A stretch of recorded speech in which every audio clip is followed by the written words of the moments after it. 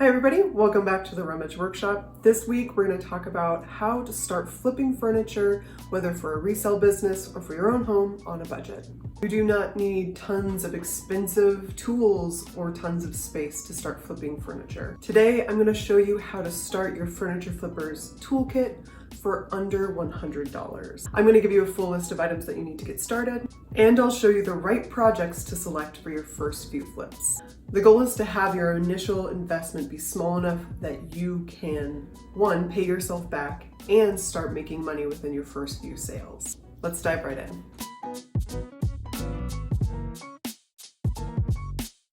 When I first started, I jumped in with both feet. I was so stoked that I went out and immediately bought a new sander and a bunch of tools, like hundreds of dollars of tools. And this was just for my very first flip. Obviously, I don't regret doing that, but now that I've been doing this long enough, I know that I did not have to invest all of that money in the very beginning. I could have started small, cash flowing all of my tools, supplies, and flips. Knowing what I know now, this is how I would start small. Here are the tools and supplies you need for your budget-friendly starter kit. A cheap sanding block, 150 grit sandpaper, 220 grit sanding sponge, Dawn dish soap, a high-quality mineral or chalk style paint with a built-in top coat, and finally a high-quality synthetic paintbrush. I prefer a zebra. In all, this should ring in at around $50 to $60. These numbers are based on the big box stores here in my area, and this is also assuming that you have a general run-of-the-mill toolkit at your house with a Phillips and flathead screwdriver as well as a hammer.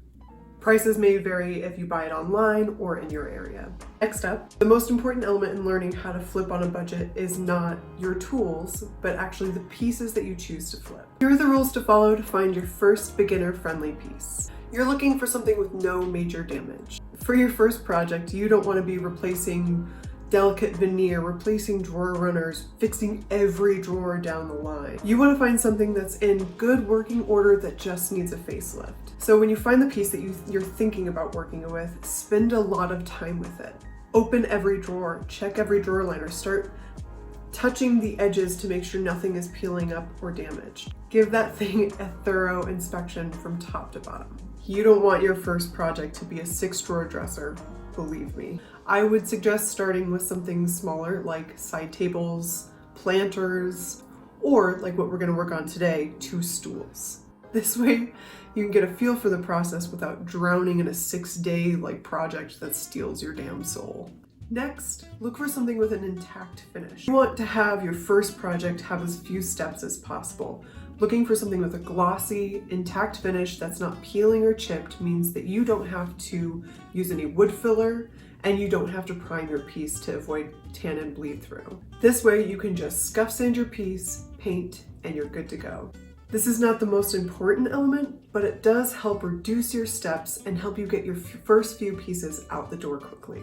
Next, choose a budget for your first piece and stick to it. You can do a little research beforehand, check Facebook Marketplace, Craigslist to see what things refinished pieces like this are actually selling for. That way you know, okay, I spent $30 on this and I can only sell it for $50. Is it worth my time? Today we're working on a set of stools that we had left over from a recent move, so it's a free project for me.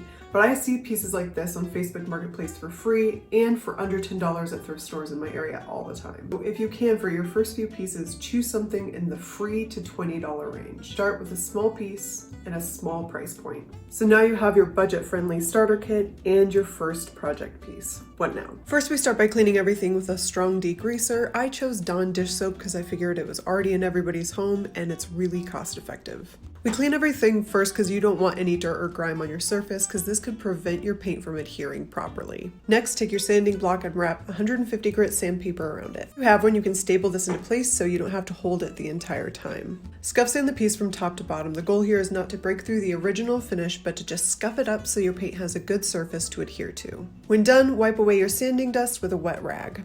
And now we paint. Since we're brushing this finish on, I like to do everything in my power to prevent brush strokes. So I like to wet my brush down a bit, not dripping, but damp.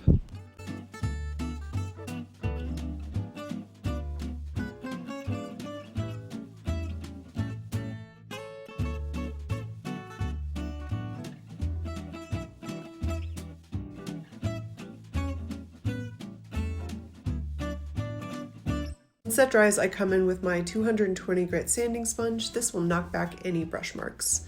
After, be sure to wipe away your sanding dust. Then I apply a second coat for full coverage. After that dries for about 2 hours, you're good to go.